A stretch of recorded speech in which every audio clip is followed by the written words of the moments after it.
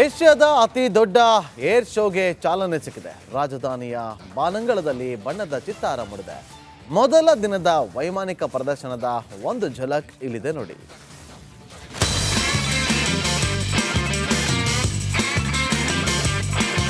Aero India 2025 ಈ ಶೋನ ಮತ್ತೊಂದು ಅದ್ಭುತವನ್ನ ರಿಪಬ್ಲಿಕನ್ನರ ವೀಕ್ಷಕರಿಗಾಗಿ ನಾನು ತೋರಿಸ್ತಾ ಇದ್ದೀನಿ. Magnificent piece C390 millennium air craft.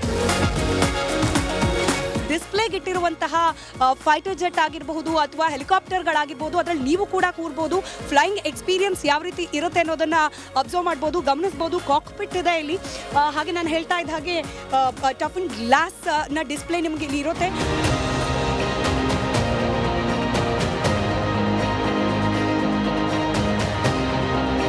ಆಗಸದಲ್ಲಿ ರಣರೋಚಕ ಸಾಹಸ, ಫೈಟರ್ ಜೆಟ್ಗಳ ಘರ್ಜನೆ, ಆಕಾಶದಲ್ಲಿ ಪ್ರಜ್ವಲಿಸಿದ ಸೂರ್ಯಕಿರಣ್, ತೇಜಸ್, ಲೋಹದ ಹಕ್ಕಿಗಳ ಅದ್ಭುತ ಪ್ರದರ್ಶನವನ್ನ ಕುತೂಹಲದಿಂದ ಕಣ್ತುಂಬಿಕೊಂಡ ಸಾವಿರಾರು ಜನರು. ಇಂದಿನಿಂದ ಏರ್ ಶೋಗೆ ಆರಂಭ ಸಿಕ್ಕಿದೆ. ರಕ್ಷಣಾ ಸಚಿವ ರಾಜನಾಥ್ ಸಿಂಗ್ ಅವರು ಏನು ಚಾಲನೆ ನೀಡಿದರು. ಅದಾದ ನಂತರ ನೋಡ್ತಿರ್ಬೋದು, ಯುದ್ಧ ವಿಮಾನಗಳು ಸಹ ಏನೋ ಒಂದು ಕಡೆ ಆಕರ್ಷಣಾ ಕೇಂದ್ರ ಬಿಂದುವಾಗಿದೆ. ನಾ ಇರುವ ಯುದ್ಧ ವಿಮಾನ SJT-36. ಇದು HAL ನಿರ್ಮಾಣ ಮಾಡಿದ ಯುದ್ಧ ವಿಮಾನ. ಇದು ಟ್ರೈನರ್ ಅಂದರೆ ತರಬೇತಿದಾರರಿಗೆ ಈ ಒಂದು ಯುದ್ಧ ವಿಮಾನ ಸಹ ಏನೋ ಅವಕಾಶ ನೀಡಲಾಗ್ತದೆ. ಈ ಒಂದು ಯುದ್ಧ ವಿಮಾನದಲ್ಲಿ ಅವನ ಒತ್ತೊಯ್ಯಲು ಮತ್ತು ಅವರಿಗೆ ತರಬೇತಿ ನೀಡುವ ಕೆಲಸಕ್ಕೆ ಈ ಒಂದು SJT-36 ಬಳಸಲಾಗ್ತದೆ.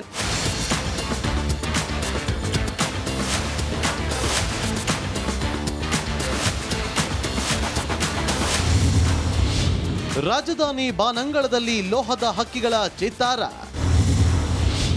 ಏರ್ ಶೋ 2025ರಲ್ಲಿ ಯುದ್ಧ ವಿಮಾನಗಳ ಚಮತ್ಕಾರ. 15ನೇ ಏರೋ ಇಂಡಿಯಾ ಸಮಾರಂಭದಲ್ಲಿ ಇಡೀ ವಿಶ್ವದ ಕಣ್ಣು ಸೆಳೀತಾ ಇರುವಂಥ 2 ಏರ್ಕ್ರಾಫ್ಟ್ಗಳಿದೆ. ಒಂದು ಅಮೆರಿಕದ F-35 ಆಗಿದೆ, ಮತ್ತೊಂದು ರಷ್ಯಾದ Su-57.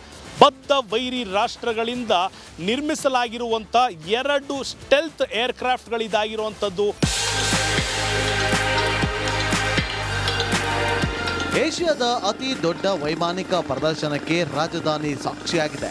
2 ವರ್ಷಗಳಿಗೊಮ್ಮೆ ನಡೆಯುವ ಏರ್ ಶೋಗೆ ಕೇಂದ್ರ ಸಚಿವ ರಾಜನಾಥ್ ಸಿಂಗ್ ಚಾಲನೆ ಕೊಟ್ಟಿದ್ದಾರೆ. ಯಲಹಂಕದ ಏರ್ಬೇಸ್ನಲ್ಲಿ ಇಂದಿನಿಂದ ಶುರುವಾದ ಏರ್ ಶೋ ಫೆಬ್ರವರಿ 14ರ ತನಕ ಅದ್ದೂರಿಯಾಗಿ ನಡೆಯಲಿದೆ. ಯುದ್ಧ ವಿಮಾನಗಳು, ಒಂದು ರಷ್ಯಾದ Su-57 ಸುಖೋಯ್ ನಿರ್ಮಿತ Su-57 ಹಾಗೆ ಅಮೆರಿಕಾದ F-35. ನಾನೀಗ ಎಕ್ಸಾಕ್ಟ್ಲಿ ರಷ್ಯಾ ನಿರ್ಮಿತ Su-57 ಯುದ್ಧ ವಿಮಾನದ ಮುಂಭಾಗದಿಂದ ಈ ಮಾಹಿತಿಯನ್ನು ಹಂಚಿಕೊಳ್ತಾ ಇದ್ದೀನಿ. ನೀವೇಗೇನ ದೃಶ್ಯ ಗಮನಿಸ್ತಾ ಇದ್ದೀರಿ, ಇದು ಏರ್ ಇಂಡಿಯಾ ಶೋನ ಮೊಟ್ಟ ಮೊದಲ ಬಾರಿಗೆ ಭಾಗವಹಿಸ್ತಾ ಇರತಕ್ಕಂಥ ರಷ್ಯಾ ನಿರ್ಮಿತ Su-57.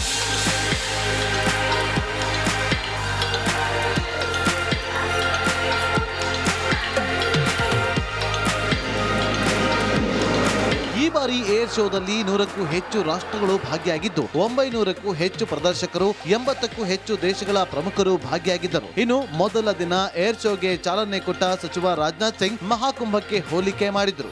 मैं समझता हूं कि एरो इंडिया के रूप में आज से भारत में एक और महाकुंभ का प्रारंभ हो रहा है, जहां एक तरफ प्रयागराज का महाकुंभ आत्मसंधान का कुंभ है, तो वहीं दूसरी तरफ एरो इंडिया का यह महाकुंभ अनुसंधान का कुंभ है.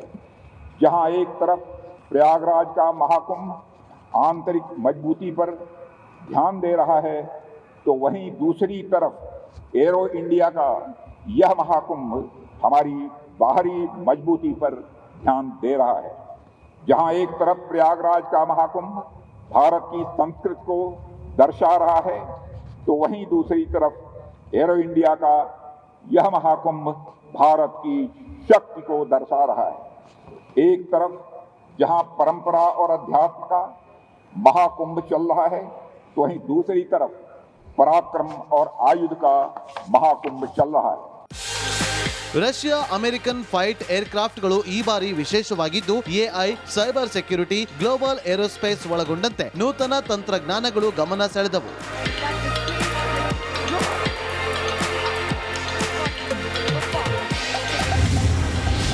ಬಾನಿಗೆ ಚಿಮ್ಮಿದ ಸುಖೋಯ್ Su-30 MKI.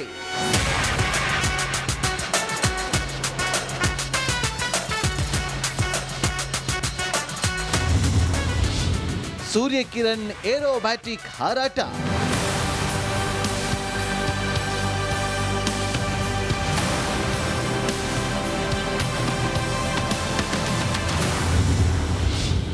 ಆಕಾಶದಲ್ಲಿ ಪ್ರಜ್ವಲಿಸಿದ ಭಾರತದ ತೇಜಸ್,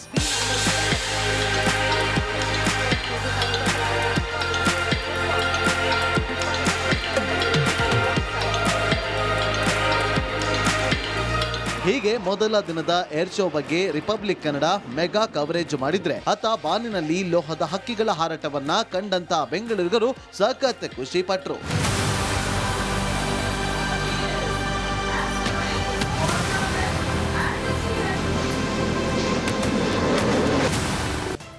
ಏಷ್ಯಾದ ಅತಿ ದೊಡ್ಡ ಏರ್ ಶೋಗೆ ಚಾಲನೆ ಸಿಕ್ಕಿದೆ. ರಾಜಧಾನಿಯ ಬಾನಂಗಳದಲ್ಲಿ ಬಣ್ಣದ ಚಿತ್ತಾರ ಮೂಡಿದೆ. ಮೊದಲ ದಿನದ ವೈಮಾನಿಕ ಪ್ರದರ್ಶನದ ಒಂದು ಝಲಕ್ ಇಲ್ಲಿದೆ ನೋಡಿ.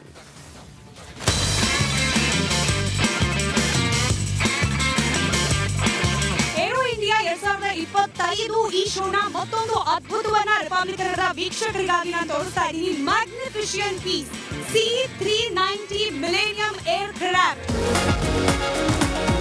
ಡಿಸ್ಪ್ಲೇಗೆ ಇಟ್ಟಿರುವಂತಹ ಫೈಟರ್ ಜೆಟ್ ಆಗಿರಬಹುದು ಅಥವಾ ಹೆಲಿಕಾಪ್ಟರ್ಗಳಾಗಿರ್ಬೋದು, ಅದರಲ್ಲಿ ನೀವು ಕೂಡ ಕೂರ್ಬೋದು.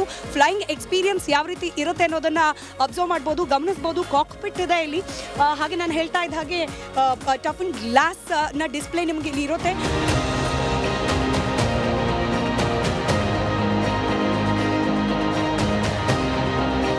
ಆಗಸದಲ್ಲಿ ರಣರೋಚಕ ಸಾಹಸ, ಫೈಟರ್ ಜೆಟ್ಗಳ ಘರ್ಜನೆ, ಆಕಾಶದಲ್ಲಿ ಪ್ರಜ್ವಲಿಸಿದ ಸೂರ್ಯಕಿರಣ್ ತೇಜಸ್, ಲೋಹದ ಹಕ್ಕಿಗಳ ಅದ್ಭುತ ಪ್ರದರ್ಶನವನ್ನ ಕುತೂಹಲದಿಂದ ಕಣ್ತುಂಬಿಕೊಂಡ ಸಾವಿರಾರು ಜನರು. ಇಂದಿನಿಂದ ಏರ್ ಶೋಗೆ ಆರಂಭ ಸಿಕ್ಕಿದೆ. ರಕ್ಷಣಾ ಸಚಿವ ರಾಜನಾಥ್ ಸಿಂಗ್ ಅವರು ಏನು ಚಾಲನೆ ನೀಡಿದರು. ಅದಾದ ನಂತರ ನೋಡ್ತಿರ್ಬೋದು, ಯುದ್ಧ ವಿಮಾನಗಳು ಸಹ ಏನೋ ಒಂದು ಕಡೆ ಆಕರ್ಷಣಾ ಕೇಂದ್ರ ಬಿಂದುವಾಗಿದೆ. ನಾ ಇರುವ ಯುದ್ಧ ವಿಮಾನ SJT-36. ಇದು HAL ನಿರ್ಮಾಣ ಮಾಡಿದ ಯುದ್ಧ ವಿಮಾನ. ಇದು ಟ್ರೈನರ್ ಅಂದರೆ ತರಬೇತಿದಾರರಿಗೆ ಈ ಒಂದು ಯುದ್ಧ ವಿಮಾನ ಸಹ ಏನೋ ಅವಕಾಶ ನೀಡಲಾಗ್ತದೆ. ಈ ಒಂದು ಯುದ್ಧ ವಿಮಾನದಲ್ಲಿ ಅವನ ಒತ್ತೊಯ್ಯಲು ಮತ್ತು ಅವರಿಗೆ ತರಬೇತಿ ನೀಡುವ ಕೆಲಸಕ್ಕೆ ಈ ಒಂದು SJT-36 ಬಳಸಲಾಗ್ತದೆ.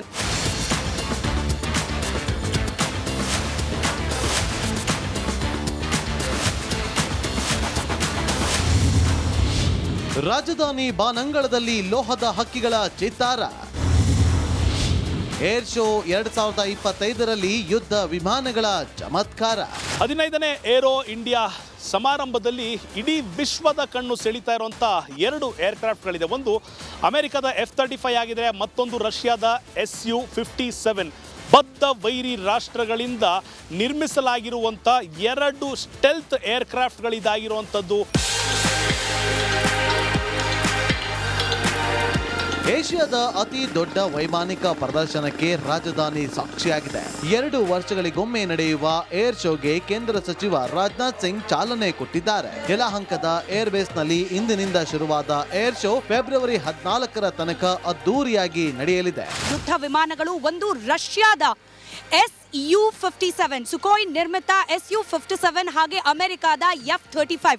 ನಾನೀಗ ಎಕ್ಸಾಕ್ಟ್ಲಿ ರಷ್ಯಾ ನಿರ್ಮಿತ Su-57 ಯುದ್ಧ ವಿಮಾನದ ಮುಂಭಾಗದಿಂದ ಈ ಮಾಹಿತಿಯನ್ನು ಹಂಚಿಕೊಳ್ತಾ ಇದ್ದೀನಿ. ನೀವೇಗೇನ ದೃಶ್ಯ ಗಮನಿಸ್ತಾ ಇದ್ದೀರಿ, ಇದು ಏರ್ ಇಂಡಿಯಾ ಶೋನ ಮೊಟ್ಟ ಮೊದಲ ಬಾರಿಗೆ ಭಾಗವಹಿಸ್ತಾ ಇರತಕ್ಕಂಥ ರಷ್ಯಾ ನಿರ್ಮಿತ Su-57.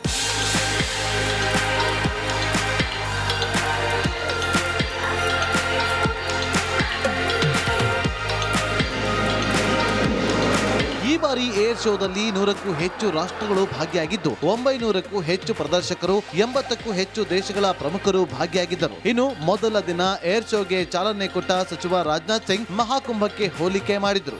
मैं समझता हूं कि एरो इंडिया के रूप में आज से भारत में एक और महाकुंभ का प्रारंभ हो रहा है, जहां एक तरफ प्रयागराज का महाकुंभ आत्मसंधान का कुंभ है, तो वहीं दूसरी तरफ एरो इंडिया का यह महाकुंभ अनुसंधान का कुंभ है.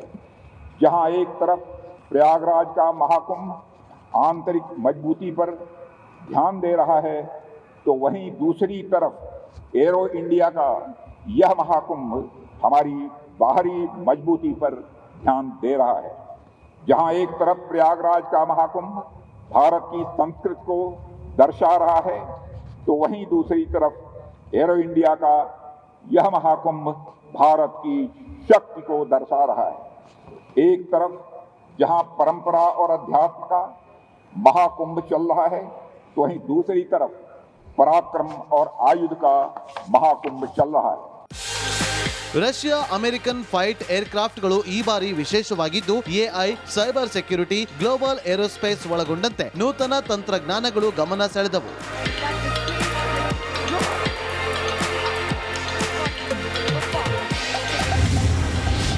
ಬಾನಿಗೆ ಚಿಮ್ಮಿದ ಸುಖೋಯ್ Su-30 MKI.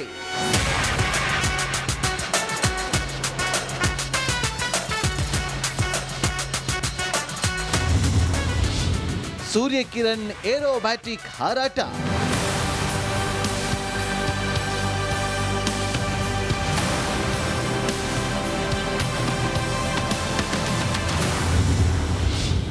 ಆಕಾಶದಲ್ಲಿ ಪ್ರಜ್ವಲಿಸಿದ ಭಾರತದ ತೇಜಸ್.